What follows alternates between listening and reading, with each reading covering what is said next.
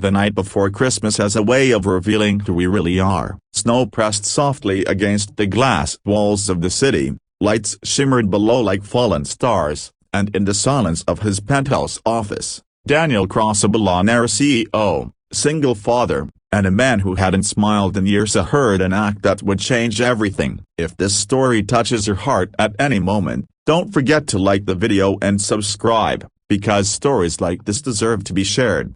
Daniel was about to leave early, something he never did, when he noticed her standing by the elevator doors. A little girl, no older than 8, wearing a coat too thin for the cold and shoes with taped soles. She clutched a paper bag like it held something fragile. Her eyes were wide, nervous, but brave in a way that startled him. "Mister," she whispered, stepping forward, "can I borrow your Christmas tree, just for one night?" Daniel froze. Of all the things people had ever asked him for, money, favors, power, and no one had asked for something so simple, and no one had ever asked with that kind of desperation in their voice. He looked at his watch, then at the massive Christmas tree glowing behind him. Perfect, decorated by assistants, untouched by joy. He cleared his throat. "Why?" She hugged the bag tighter. "My mom says Christmas is just a day, but she cries when she thinks I'm asleep. She's been sick, a broken bar, and we don't have a tree. Just one night. I promise I'll bring it back." Daniel felt something crack inside his chest. He hadn't celebrated Christmas since his wife died 7 years ago, since the night cancer took her and left him alone with a newborn son and a heart he buried under work. "What's your name?"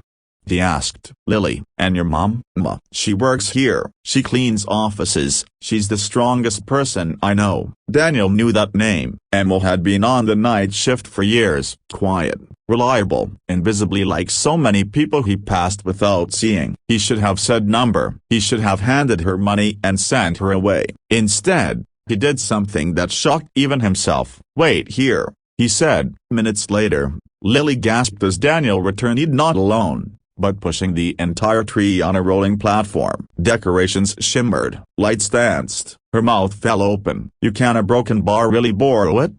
she whispered. Daniel knelt in front of her. "Let's do better than that. I'll help you carry it." The ride down to the street was silent except for Lily's quiet sniffles. Outside, the cold bit hard, but Daniel barely felt it. For the first time in years, his heart was awake. They walked several blocks to a small apartment building with cracked stairs and flickering hallway lights. Lily bounced with excitement, whispering, "Mom's going to smile." She hasn't smiled in a long time. When Emma opened the door, she froze. The tree, the lights, the man she cleaned offices for standing in her doorway. "I'm so sorry." Lily rushed out. "I just borrowed it." Emma's face flushed with panic. "Lily, you can't."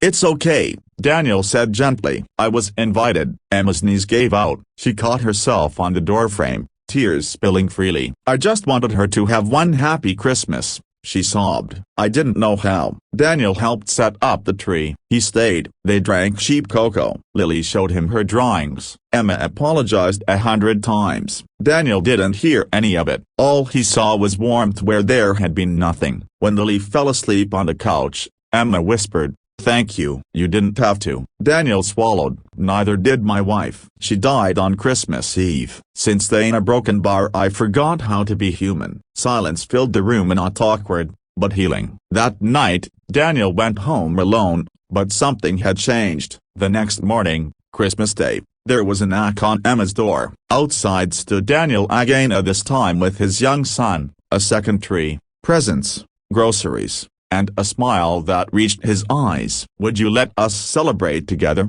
he asked. Tears flowed freely as Emma nodded. That Christmas became a tradition, then a friendship, then, slowly, a family. Years later, Daniel would say the greatest deal he ever made wasn't in a boardroom but on Christmas Eve, when a little girl asked to borrow a tree and gave him his heart back instead.